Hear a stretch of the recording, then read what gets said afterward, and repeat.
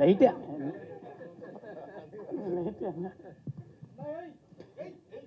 వేదికలు అలంకరించిన మిత్ర బృందానికి, మీడియా మిత్రులకు ఇక్కడికి పిలువగా నేను వస్తారా అని చెప్పి మాకు అండగా నా జీవితం నుంచి మా అర్జున్ గారి జీవితం దాకా హాస్య బ్రహ్మ గారికి నేను ఇక్కడి నుంచి మనస్ఫూర్తిగా పాదాభివందనం చేస్తున్నా సార్.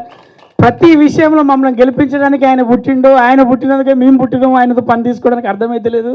చాలా విషయాలలో గెలిపిస్తూ ఉన్నాడు. నిన్న బెహరీన్లో ఉన్నాడు, ఇవాళ మన స్టేజ్ మీద ఉన్నాడు.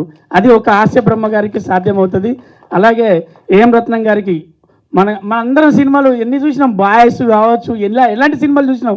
అలాంటి ప్రొడ్యూసర్ పిలవగానే నేను వస్తా రవి, అర్జున్ సాయి అని చెప్పి మాట ఇచ్చినందుకు ఏం రత్నం గారికి, అలాగే ఎల్బి శ్రీరామ్ గారికి, అలాగే లక్ష్మీ భూపాలన్నకు, అలాగే ఇక్కడికి వేదిక మీద ఉన్న ప్రతి ఒక్కరికి, మరి గట్టిగచ్చలం గారికి ఆయన ఎన్ని సంపంగిలు తీసిండు.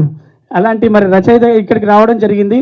వీళ్ళందరికీ నమస్కారాలు, శుభాభినందనలు. ఇందులో వీళ్ళతో పాటు చేయడం ఒక అదృష్టంగా భావిస్తున్నాం.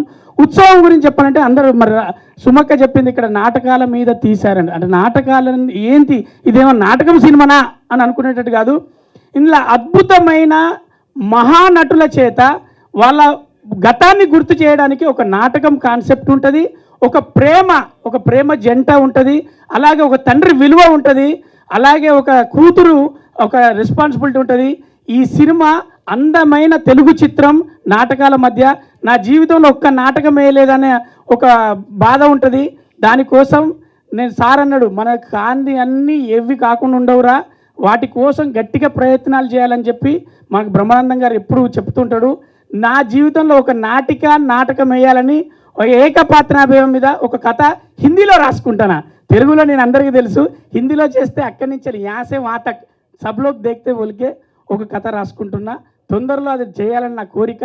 ఉత్సవం అనేది సురభి నాటకం వాళ్ళు, అంటే సురభి అంటే ఒక కళను నమ్ముకొని ఒక కుటుంబం మొత్తం దాని మీద ఆధారపడటం కాదు, ప్యాషన్ఫుల్గా బతికే సురభి నాటకం వాళ్ళందరూ ఇందులో ఈ సినిమాలో ఉన్నారు.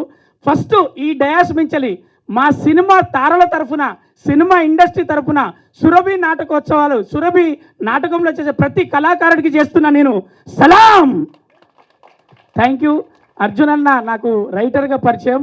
ఒక అద్భుతమైన కథ తీసుకొని ఒక ప్రొడ్యూసర్ గారికి చెప్పి ఒప్పించి, దిలీప్ గారికి మరి టాలీవుడ్ ఒక మంచి స్థానం ఇస్తుంది. హార్డ్ వర్కర్, టాలెంటెడ్, కమిట్మెంట్ ఉన్న హీరో, చాలా అద్భుతంగా చేస్తాడు. మేము అతనితో సినిమా చేసినప్పుడు చాలా హ్యాపీగా ఫీల్ అయినాం.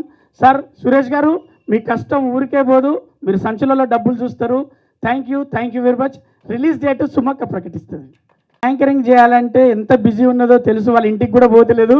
Thank you. సుమక్క ఏంట్రా, ఏం చెప్పమంటారు బ్రహ్మానందం?